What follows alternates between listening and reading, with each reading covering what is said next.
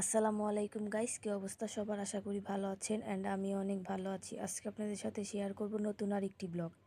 আমরা অনেকদিন পর ভাই বোনরা মিলে একসাথে হয়েছিলাম, তো এই ব্লগটাই আজকে শেয়ার করব।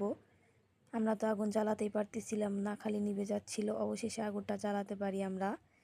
আমার ভাইরা মিলে বাতাস করতেছিল আগুনের মধ্যে। তো এইখানে তেল ও পেঁয়াজ কুচি দিয়ে দিয়েছি।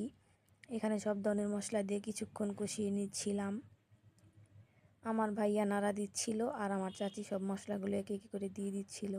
সবাই মিলে রান্না করে খেলে এমনই হয়, এক একজনে এক এক রকম করে নাড়া দেয়। সবাই বলে আমি নাড়া দিয়েছি বলেই মজা হয়েছে। তো এইখানে সব ধরনের গুঁড়া মশলা দিয়ে দিচ্ছিলাম। আমরা সবাই ঝাল লাভার, তো ঝালের পরিমাণটা বেশিই ছিল। তারপর আমরা এর ফাঁকে রুমে গিয়ে একটু মজা করতেছিলাম, গান বাজাইতেছিলাম। এই লাইটটা কেনা, আমরা সবসময়ই কিছুদিন পর পর পার্টি করি, তো এই লাইটটা আমরা একেবারেই কিনে নিয়েছি। আমি নাড়া দিচ্ছিলাম, আমার হাত থেকে আমার বোন চামচটা নিয়ে নিয়ে বলল দে আমি একটু নাড়া দিই। তারপর দেখেন মাংস দিয়ে দিয়েছি, মাংসের কালারটা কত সুন্দর লাগছে। এই যে আমাদের খিচুড়িও প্রায় হয়ে গিয়েছে। খিচুড়িটা অনেক মজা হয়েছিল, আলহামদুলিল্লাহ।